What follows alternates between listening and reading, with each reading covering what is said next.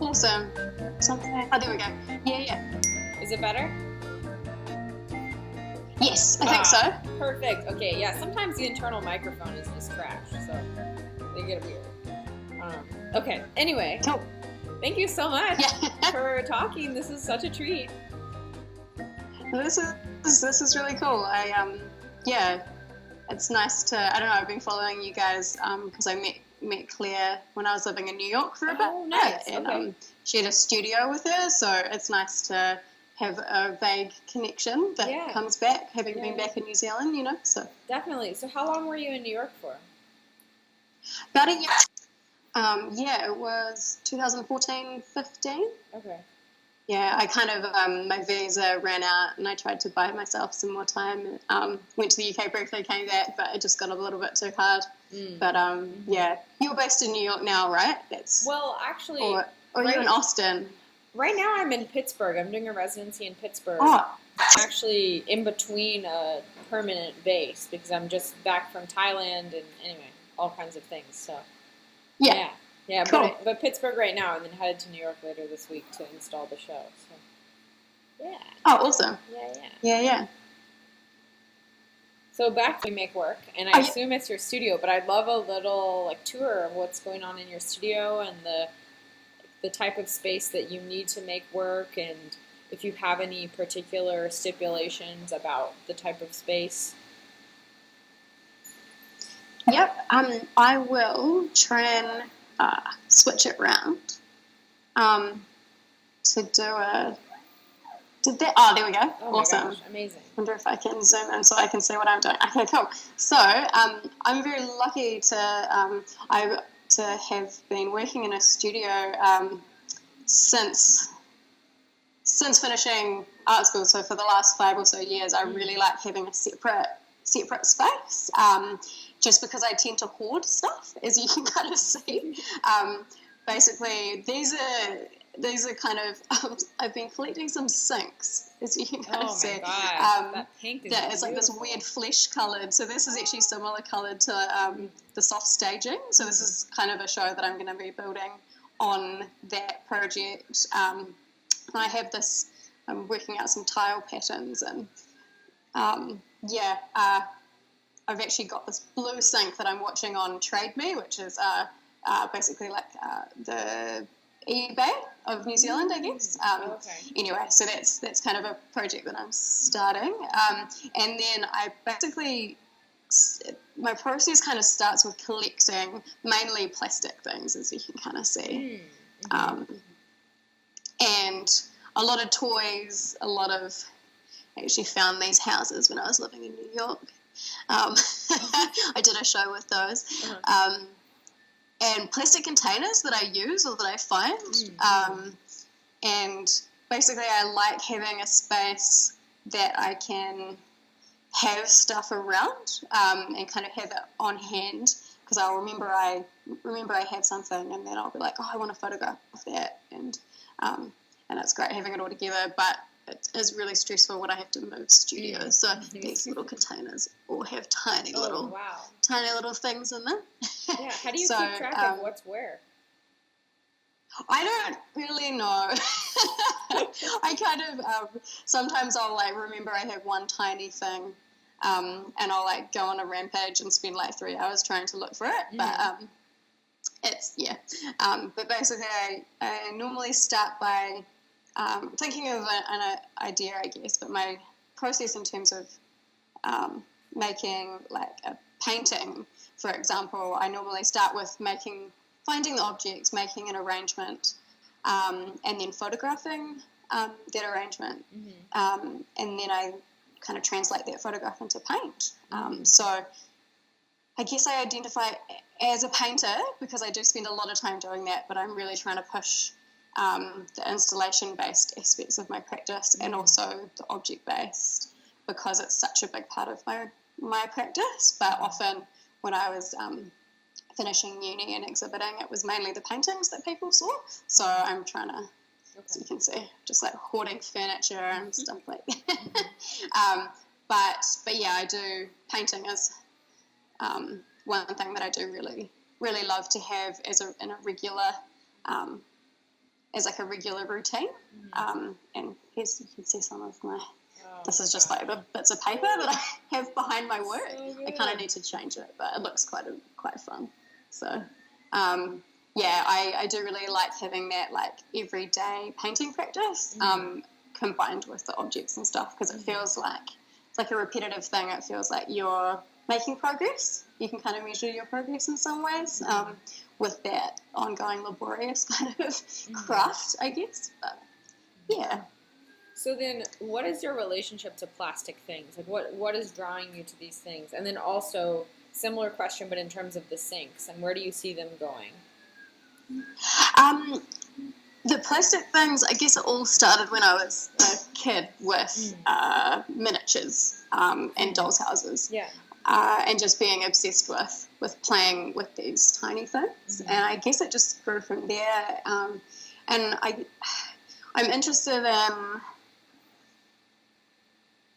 I guess, plastic things that they are everywhere, and they can be really quite sculpturally beautiful, and they last forever, which is kind of awful in a lot of ways. But I think I'm really interested in looking at these everyday objects and I guess maybe showing people how I see them, how fascinating and kind of strange they are, that we just have this massive of things. Does that make sense?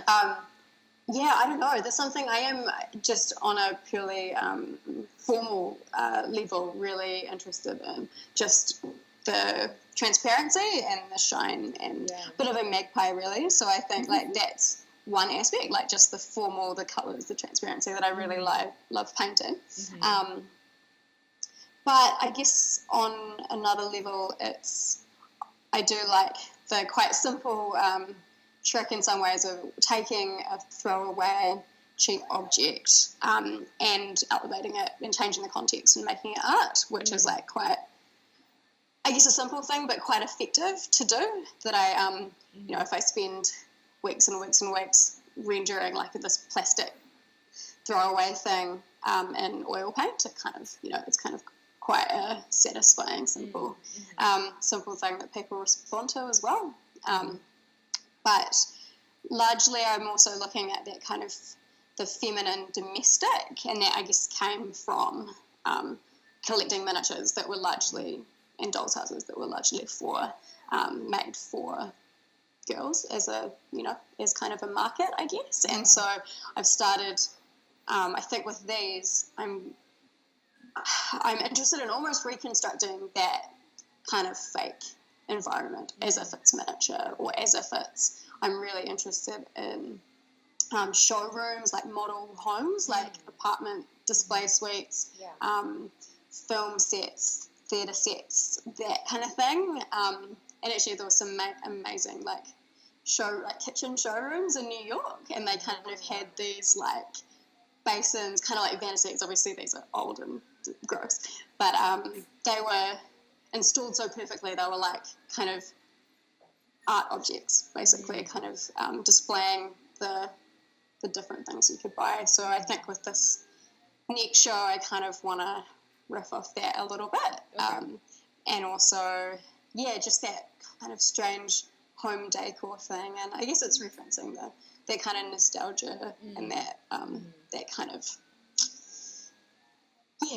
I guess that, just feminine, like, and domestic, and how the, women were largely in the home. And I guess I'm celebrating in some way this colour palette and this like nostalgia, but then looking in old magazines, they look,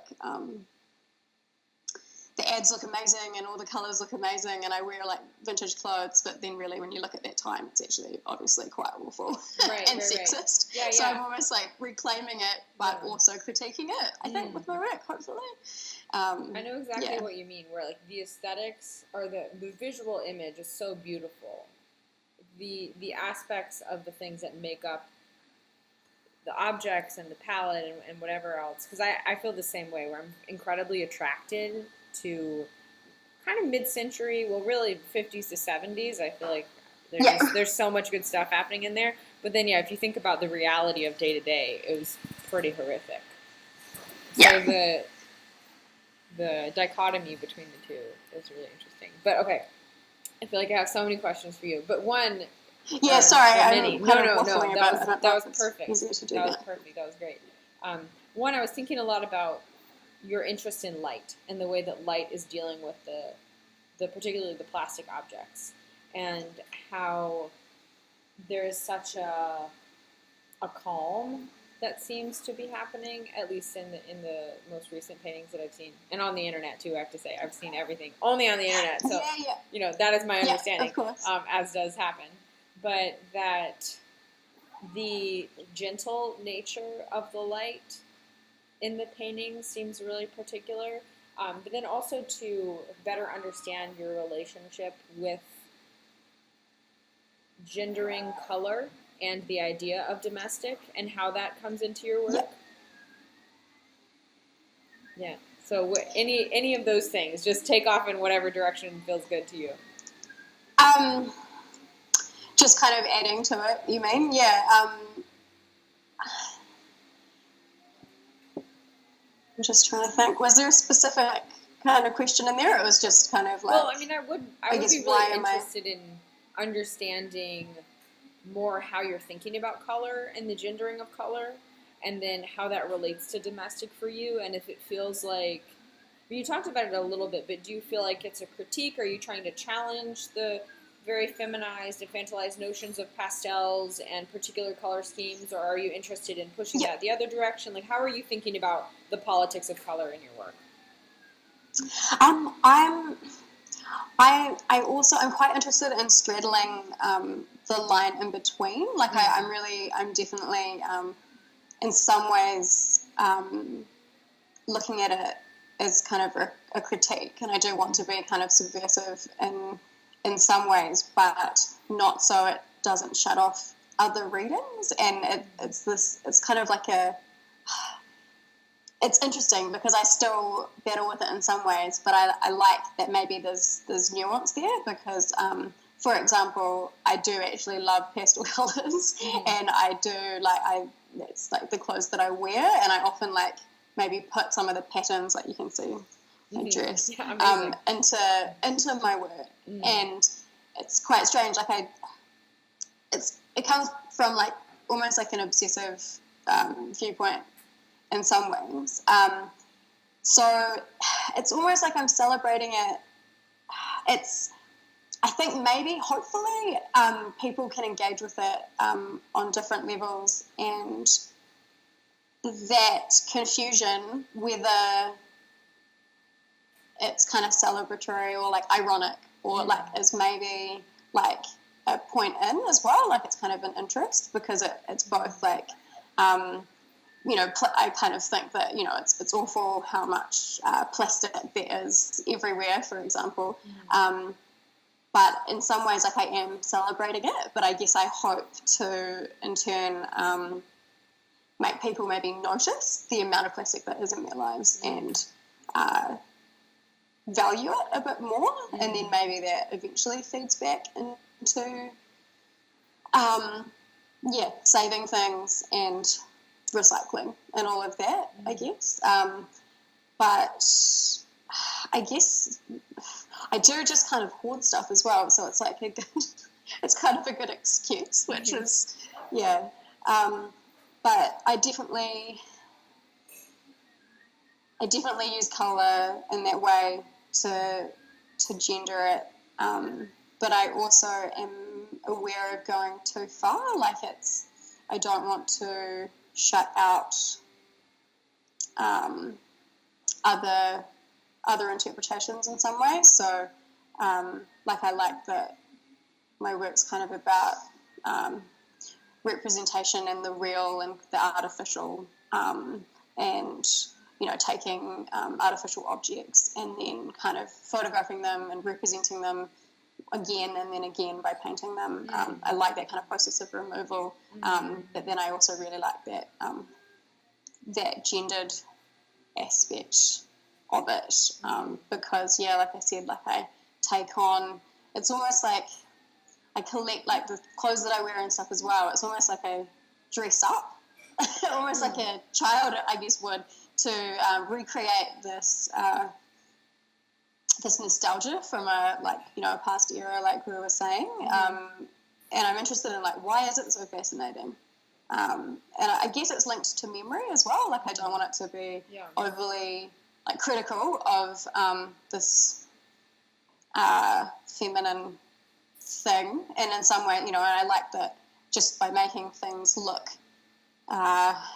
dated in terms of the pastel colours, that people access their memories in quite an interesting way. Like, it's almost like a memory of something that didn't maybe exist, but it reminds you of something, which is often what some of these objects and toys, like they're like, they wouldn't have had that specific thing, but they might have had something slightly different that kind of draws on a memory.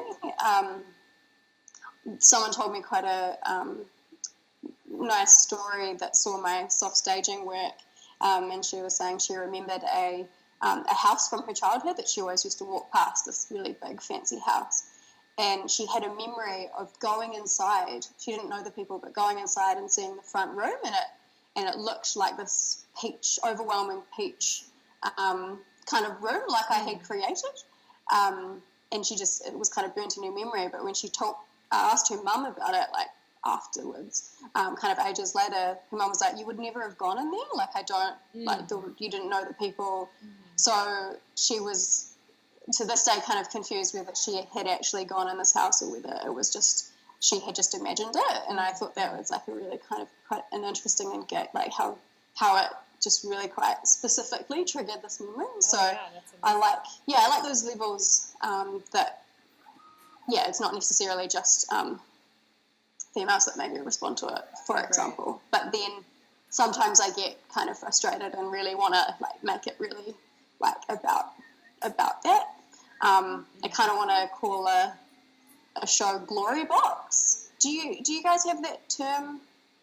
It's like an old-fashioned term. I think it's New Zealand or Australian, and it's like the box that women, girls would collect their things for marriage. Oh, no, we don't have that. We have, what would it be? Be like marriage trunk or something, but yeah. Okay. Different. But similar idea. It's anyway, like a trousseau, a box where you put all your stuff and then, Yeah.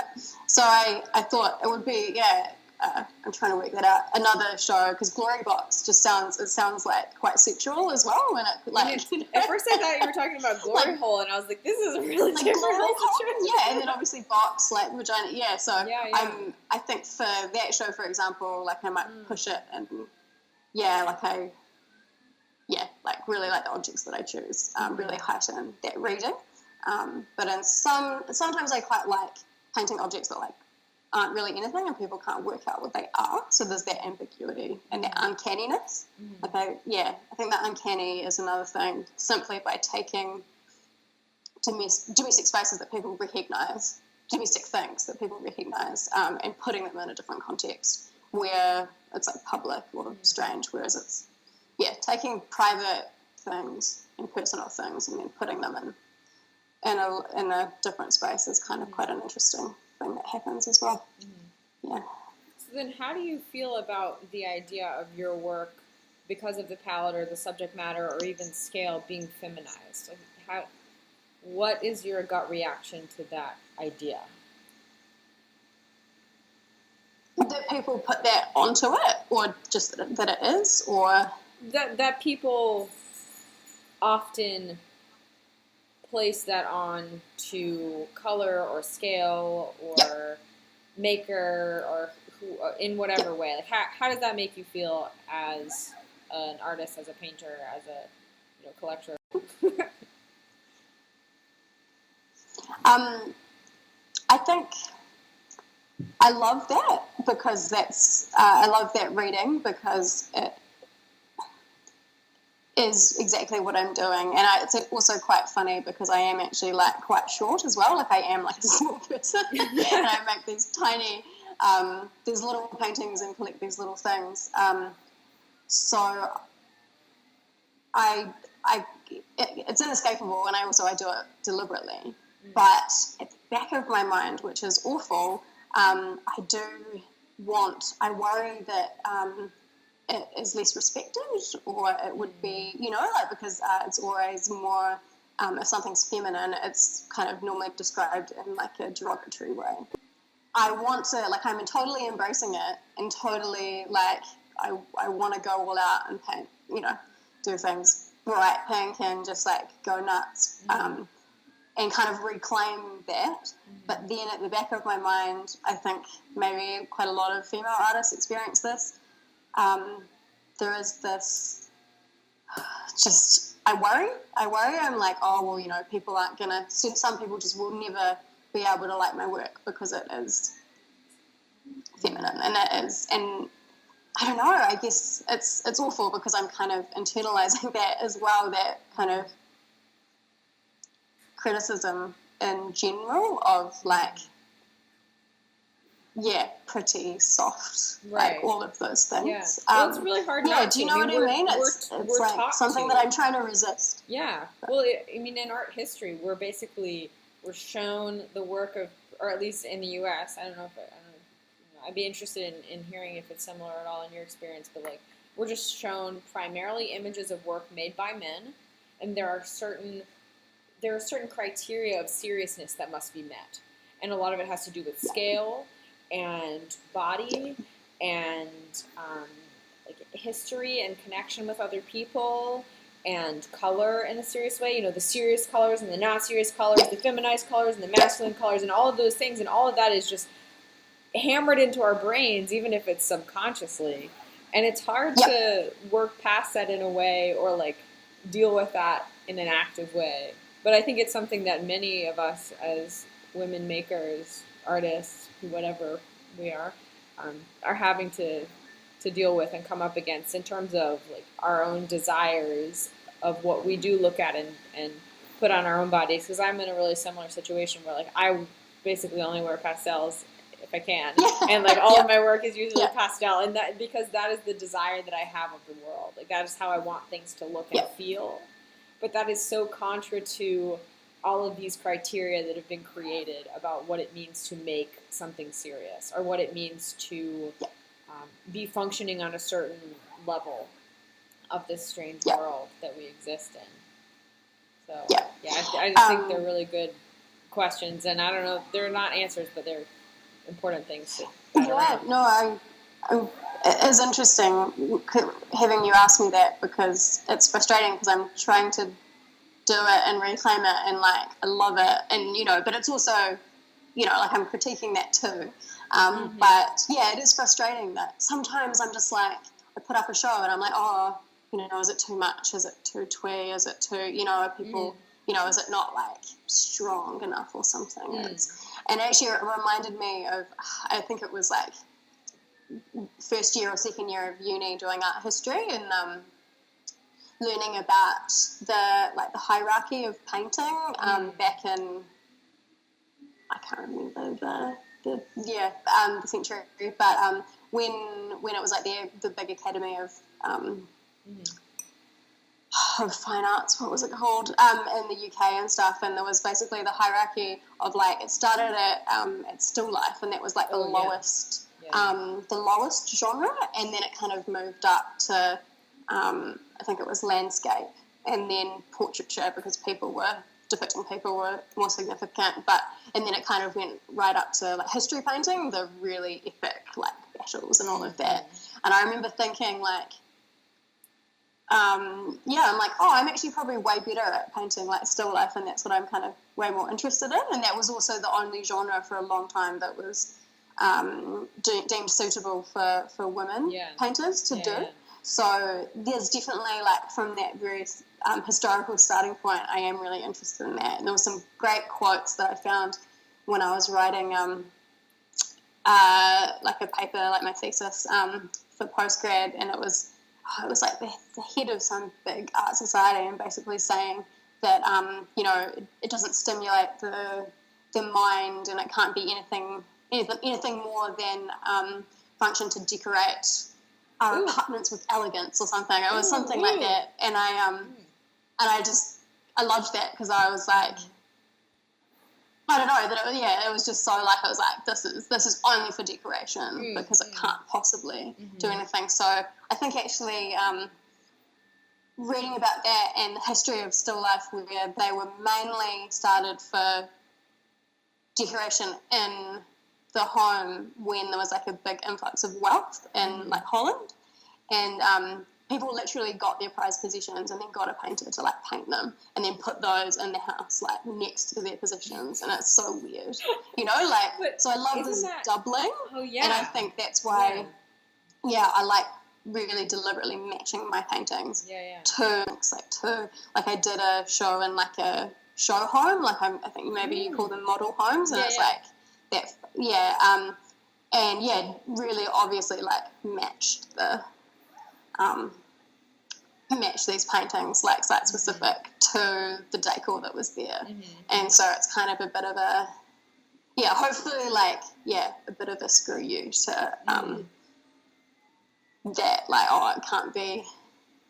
it can't be more interesting, it's purely decoration, and it's not doing anything else. So, and also everyone jokes like you don't make paintings or sculptures to match the couch, like that's like don't do that. So I was like really deliberately doing that. So I guess it's like I love that. I guess in that way, just being a bit cheeky and kind of criticizing the whole commercial nature. I guess the inevitable commercial nature of art, but also of paintings, because I think starting out as a painter, you are really self-conscious about, I'm just making work to sell, or like, I think that's one of the theories, is like people dismissing me just as making little paintings that can sell. Like, I think it's it's funny, isn't it? You try and put your work out there and reclaim that kind of space and make, and really like push the feminine and referencing that as like a really important, powerful thing, but you still at the back of your mind, I don't know. It's so ingrained in us, I guess. It's really hard to escape from. It really is. So then, a couple of things that I think about a lot that I'd be interested in hearing your thoughts on. One is the idea of decoration and what that means, and the kind of like social space that decoration is held, and then how that relates also to matching and interior design, because I think about that so much in my grandmother's moment in life. Like at her prime, you matched everything. Everything was really, there were so many rules about how you dealt with space, how you dealt with your body, and they were really specific. And pretty much since then, we've been like, screw all that, we do what we want. But a lot of those things I've retained. Like these ideas about matching, and ideas about like careful shifts of color and object in space that I feel like are so referential to that time period are still things that I think about a lot and actually really appreciate. So I'd be interested to hear how you think about all that stuff in relation to life and your work. Yeah, no, it's really cool to hear you say that, because actually I have some of my grandmother's clothes that that I wear, that I managed to save some of her dresses. So good. So and it's funny. I'm trying to pinpoint why I am so into matching, and I think it's like this residue of this old thing, and also I guess I hate using the word nostalgic, because there needs to be other words for it, but it is this yearning for this past that we maybe didn't experience, but and it is also in some ways it's like a bit, it's kitsch, right? It's kind of cheesy, it's a bit twee if you do like how it's seen now, so I almost like heightening that as a bit of a like, well, no, I'm going to do it anyway, and actually, so as like I match everything.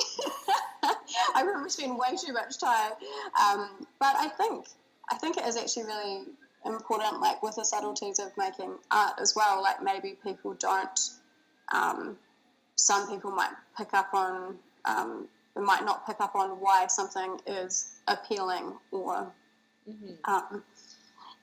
might not be able to quite put their finger on it. But I think if you're more attuned to those matching colour, and for example like the shadows that I do and stuff like that, and even just when I'm making a painting, sometimes if you have a certain colour in a certain area, if you bring it in an object or in another area, like it's just quite a nice way of unifying the image. So even on simple levels like that, it is like I think it's a really good thing to be like attuned to. What was I going to say? Matching. Yeah, I think it's quite funny how hard it is to find coloured interior, coloured wallpaper, coloured furniture, coloured sinks, coloured carpet. Now it's almost like there's been this total resistance to it, and especially in New Zealand as well, because we're quite conservative, as I've found, in terms, like it went the other way. It went totally minimal, white, greys, and literally just trying to find coloured carpet, because I'm quite interested in that flooring, so you literally step into a new environment. I had to get this carpet. It was actually meant to be for soft staging, but I got it from America, and it was like delayed like a month because it was on like oh my gosh, ship. No way. Wow. So I had another one that I had got from Australia, and people, it's funny, people don't really, they might not pick up or not realise how hard it is to find certain home decor things that are those colours, but they do maybe pick up like, oh, that's a bit odd because I haven't seen carpet that colour for a while, but they just really don't realise. I think it's those subtle things that maybe not everyone picks up on but are really important. I think as a perfectionist as well, like I really hope that maybe being really obsessive, even though it's like got its downfalls, is maybe a thing that sets my work apart. And do you know what I mean? Like just I that do. attention I know exactly. to detail. And I think also with your work and like that highly finished nature of things. And I guess that is that delicacy and that softness, like that is also quite feminine. Yeah. And caring about details, paying close attention and knowing that, probably only 2% of the people who look at this thing will also pay that close attention, but those who do will appreciate it immeasurably. And I think that is something that I'm always reminding myself. I'm like, I know that the ratio of people who are going to pay attention to this is so small, but to those of us who have that care and desire, it means a lot. It like fills something up that is depleted by the rest of the world being so, I don't know if it's haphazard or just not careful or whatever it is, but I think it's an incredibly important thing. Yeah, and I think even if people, like maybe don't notice, but they don't. I don't know. I'm amazed when people don't notice like high finishing. I'm like, how can you not see that that's not polished or that's not that? But I feel like maybe it's like a subconscious thing that they just don't quite engage with it as much. Maybe this is maybe my theory, that like even if they don't notice how well finished something is, like I think they still maybe like hopefully engage with it. I don't know. I hope it's still in there somewhere. It hits something. I think maybe they don't know, but it's there. Yeah. I think there's something just about something well made that I really do stick to, because I think seeing people coming out of art school now, not that there's anything wrong with it, but I guess it's a whole kind of maybe a kind of a genre or something, is just like the really nonchalant, like really casual, shouldn't try too hard, just pick up some stuff, some trash, and put it in the gallery, and it's like really, I don't know, I know what you mean. There's kind of like a coolness to that, and maybe it's not as cool to labor over something, but some of us can't help it. I've never been very cool, so I guess all we got to do, you just, because I try too hard, right? I guess that's the thing, maybe making like kind of quite feminine work, it isn't particularly cool, but eventually it'll be doing something. But I mean, I think it's important, but it also is so related to labor. feminized work and labor, and I think scale too, and relationship to space, and all of that. It seems very tied together in an important way. Yeah. So then, okay, this is a little bit of a tangent, but the frames around some of the paintings, oh my gosh, so beautiful. Oh, yeah. Oh, I was completely digging the frames. Tell me a little bit about the frames, because I wish the whole world looked as like rounded and softened and gorgeous as those things. Softened, yeah. Oh, that's great. I go to a framer that can do totally custom framing. I don't do those myself. And I guess it was kind of a bit tricky trying to work out what kind of frames. But I wanted that rounded kind of soft look, which is also, incidentally, like that is also kind of a retro thing. And actually a lot of framers that I went to, like, you couldn't even get rounded mouldings because they were out of fashion and we're at the bottom of the world. So I guess I am limited in New Zealand by just like things, and they're like, oh, it's not in fashion, we're trend-based, we can't get it. Do you feel that when you try to source? Does that, it sounds like it happened with the carpet, it happened with the frames. Is that something that you're constantly bumping against? I think so. Like, I probably spent more time than necessary on silly things like that, just because it is a bit frustrating. So that's what was quite cool when I was living in the States. I was like, oh, what's possible? I can get stuff made, But then, obviously, like, I didn't have a huge amount of money either, so that's another barrier. But, this framer can, he kind of went in there and wanted it look plasticky to look. So it's actually, so they have about kind of 10 coats of, like, sprayed on paint, I think, and he basically kind of sands them. I wanted something different that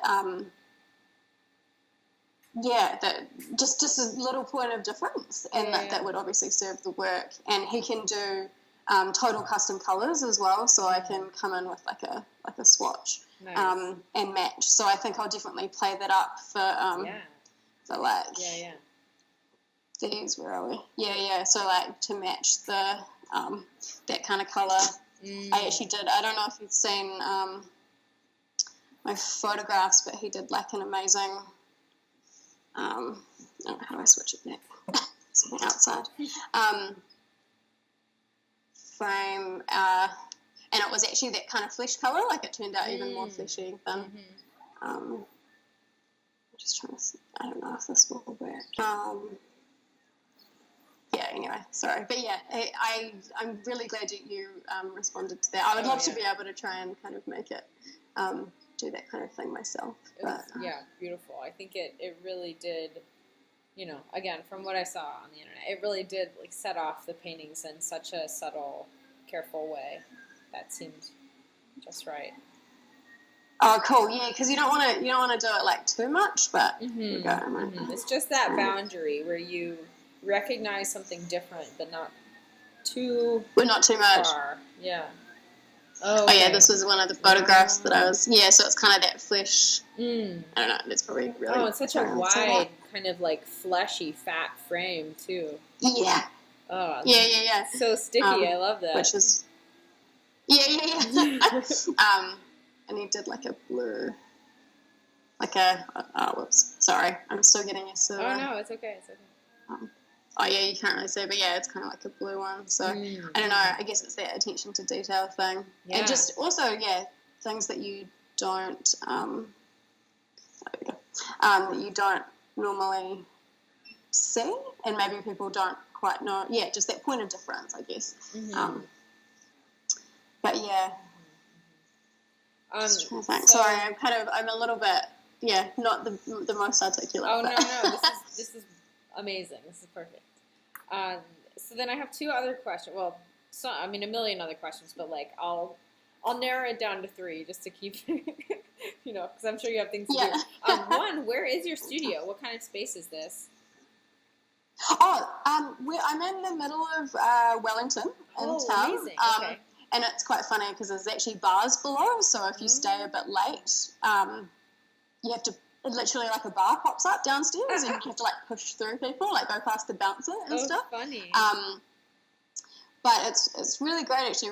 It used to be an old gallery.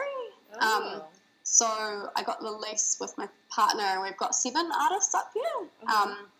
And I'll give you a wee tour even. So we're kind of pretty central, which is cool. So we've got like it's pretty nice actually compared to New York often doesn't maybe have windows. That's you know, so beautiful. So kind of we're pretty lucky, but it's also because it's actually earthquake prone, this building, because it hasn't been strengthened yet, and obviously this is my carpet that's waiting for that came from America late. That's just but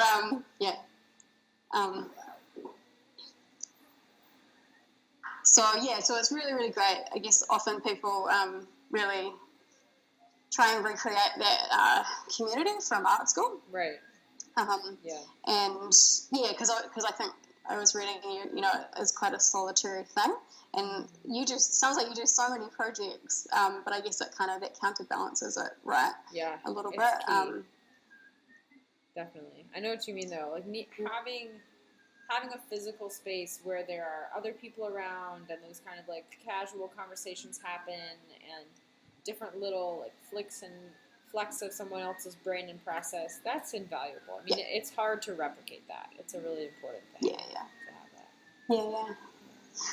That's amazing. Yeah, I was in New Zealand in August. Oh, did you? Was it you that? Did you see Erica Van Zon's? Yeah. Because I saw one pop up on sorry, I'm just gonna sit down. On Instagram, and I was like, what? Sorry, I'm being annoyed. I was like, what? So who's in New Zealand? Because I actually work with Erica, and I love her work. Okay, yeah. No, I met Erica when I was in town, and I wish I had known. I wish I had connected with you. I didn't even know at that moment. Oh, So you were in Wellington? Yeah. I was in Wellington for one night. My parents and I did a big tour. We had an RV and drove all around, and so I had dinner with her one night, which was really awesome. So it's like such a treat to meet you virtually, and I hope one day to meet you in real life too. But if you've obviously it's a long way away, but I was real jealous. I was like, what? Who posted Erica's work? That's funny. But she's awesome. That's cool that you've been here. Yeah. But I'm definitely trying to figure out how I can get back. Like what projects can bring me back, because amazing, just so amazing. And also there's like so much comparative, like, at least in my understanding, which is, albeit very limited, like, interest in funding in the arts. I was so impressed. Like there are galleries everywhere. What's going on? This is awesome. Yeah. I have learned actually by traveling a bit that in some ways it's quite nice to be in a smaller place, in a smaller country, because there's just less people in the pool to go for funding and to go for residencies. Right. I've been applying. I was like shortlisted. There was like almost got one, just because there's just not as many, like almost got a residency in Asia because there's not as many people going for it. So I'm just going to keep trying. Yeah. That is a really, in some ways, like being in the States was pretty overwhelming, and I am glad to be able to get a step up and progress my career a little bit easier in a smaller country, because it's just easier for people to see your work and remember you, I guess. But then again, I definitely miss things about New York, and kind of I need to keep in touch with people a bit more. So I need to go back, but it was quite a hard time for me. I think I didn't, it was a bit of a struggle. As as it is for a lot of people. Definitely. But I'd love to keep up connections and stuff, and it was really cool and I think it's hard to see you guys pop up. Yeah, it's been a really fun thing, and it's been a really important thing for me to have Material Girls, especially this past year when I was living in Thailand, because I didn't at all have that community we were talking about. None. It didn't exist. I was teaching, but like the whole situation so different in Thailand, and anyway, blah, blah, a million things. But it was really amazing to have that contact of, like, other people, other women who are in a similar situation, trying to make work, like, trying to exist in this general point of life. And, what that means and what it means to have kind of, like, a solidarity and connection with people, I think is really important. But, okay, so 2 more questions. One is... three. But 2 are connected. So one is, what are you reading right now? And are there any specific texts, books, images, whatever, that have informed your work and that you've gone back to again and again? And then also, do you listen to music in the studio? And if so, what do you listen to? I'll start with that one. I do listen to music, but actually I mainly at the moment listen to radio.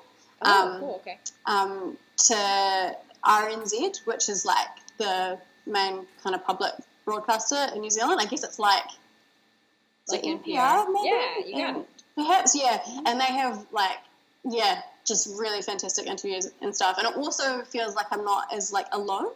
Yeah, I know what you mean. In some ways, someone's there, Yeah. But no, I do listen to a lot of music too, but I get a lot of stuff from my partner. It's a whole mix of stuff, depending on my mood. But yeah, mainly RNZ, which has some really great interviews. And I keep coming back to switch this thing. I keep coming back to this book. The Artificial Kingdom. I think that's really wow, okay. Is that in focus? Yeah. And have you heard of this book? No, I haven't. I'm going to write that down. It looks amazing. And it was actually, and Erica really likes this book as well. And it was actually a New Zealand artist, Judy Dara, that put me onto it. Okay. She's pretty amazing, and she just she was down in Christchurch and came through my studio, and I didn't realise how awesome her work was quite at the time because I wasn't that familiar, but she saw my objects and stuff, and it's basic, and just said that this was kind of her Bible, so I kind of often just go through underline stuff, and it's basically about objects and kitsch and kind of like a history of it and how long it's quite amazing. Like it talks about fake mermaids and like snow globes and how and like paperweights and all those weird things that have actually been around for a long time.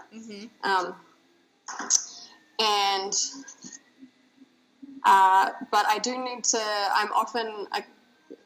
I've kind of got books at home that I just like art books that I'll sometimes, if I'm really tired, like flick through images and stuff before I go to sleep as like kind of a nice relaxing thing. I have been reading a book called Between Two Strangers that someone from art school who was living overseas edited and put together, and it was about 12 artists that migrated and their experience with living in a different country.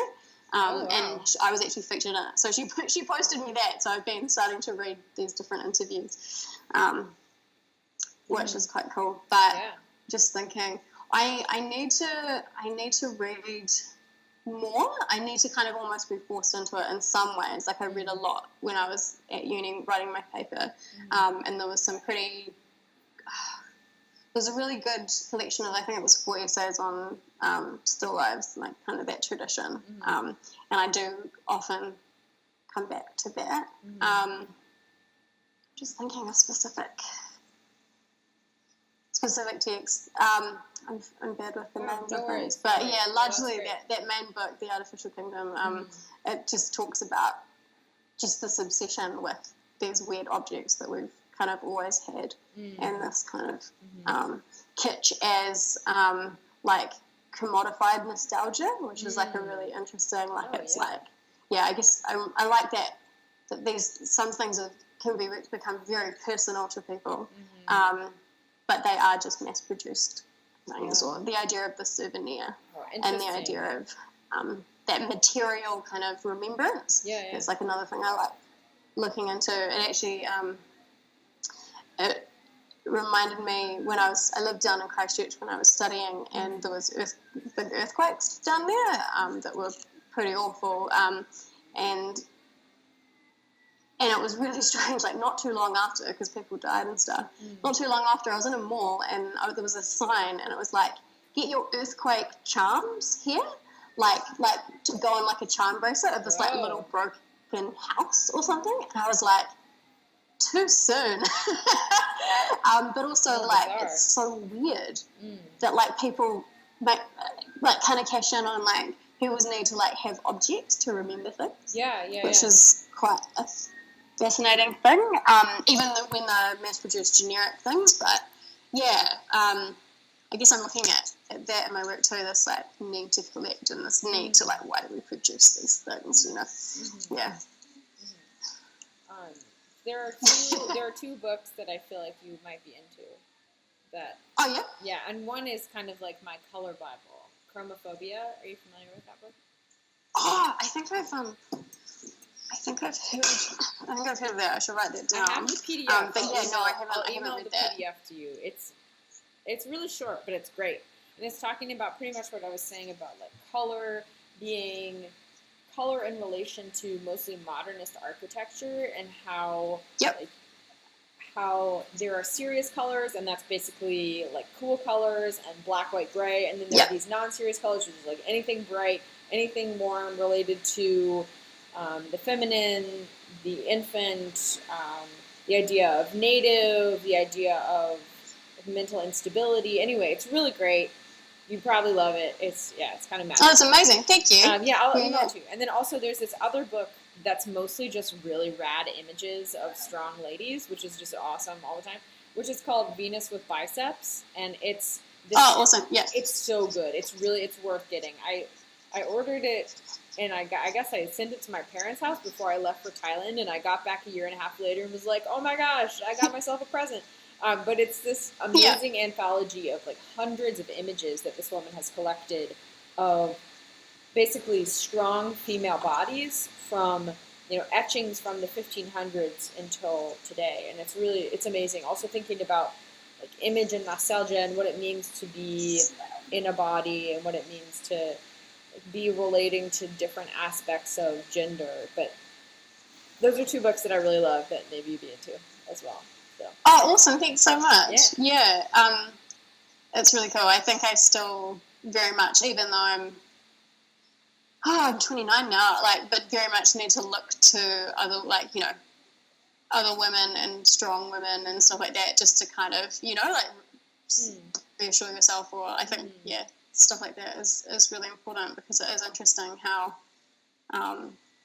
things aren't, it's still kind of fight with ourselves to be like, yes, this is relevant, this is actually strong and important, and, it's like this weird thing. Yeah, so it was interesting talking to you about that. Constant battle. Yeah. Okay, one last question, and then I'll let you go. So, and thank you for taking so much time to talk to me. This has been so fun. This is amazing. This is great. Yeah, sorry, I kind of waffle on a bit and don't quite make much sense. It's perfect. This is perfect. I feel like I love getting this view on your work and your process and your thoughts. It's great. But so the last question that we're asking everyone is, what is your favorite thing to touch? Oh, I think I was thinking about that last night actually, and I was thinking probably cats, like stroking cats, just because I did actually think of that, because before that I saw like a post that you guys did. Oh yeah, it's probably because probably I'm really it's funny because I guess it's not just linked to touch, but I am really kind of quite obsessed with cats as well. And I don't have one, but I literally go around the neighborhood like trying to like make cat friends and like trying to like pet them. I love that. That's so but good. But it's kind of quite fun, because it's like, you have to get them to kind of come to you, and like, otherwise they'll run away. It's so they kind have of like a seduction of getting a cat to come to you. It's an interesting process. I don't know, cuddly things maybe? I don't know. There's something comforting about that. Yeah, but not necessarily related to my work, I guess. But no, that's perfect. That's perfect. Well, thank you so much. It's been such a pleasure to talk to you, and definitely keep in touch. Thank you. I'd like to look up more of your work and stuff too. It's really cool what you're doing. Because I'm actually more drawn to sculptors and to that kind of work than I guess painters, because I don't do that, but it's like the concerns are very relevant to the work that I do make, so it's really cool to it's really cool to chat and like seeing your work pop up and stuff. So this is cool. If there's anything, keep in touch and stuff. And good luck for the performance thing, because you're doing live interviews and stuff as well, and it's like a big It should be good, but we'll keep you updated on the proceedings, and I'm sure that maybe we'll do like a live Instagram feed or something, and so that people can see what's going on. Yeah, that'd be fun. Yeah. So I'll let you know. Awesome, cool. Thank you. I hope this was an okay time for you. This is great. I was in the studio, so it's all good. Oh, perfect. Okay, cool. Oh, well, lovely to meet you. Thanks again. Yeah. Bye. See ya.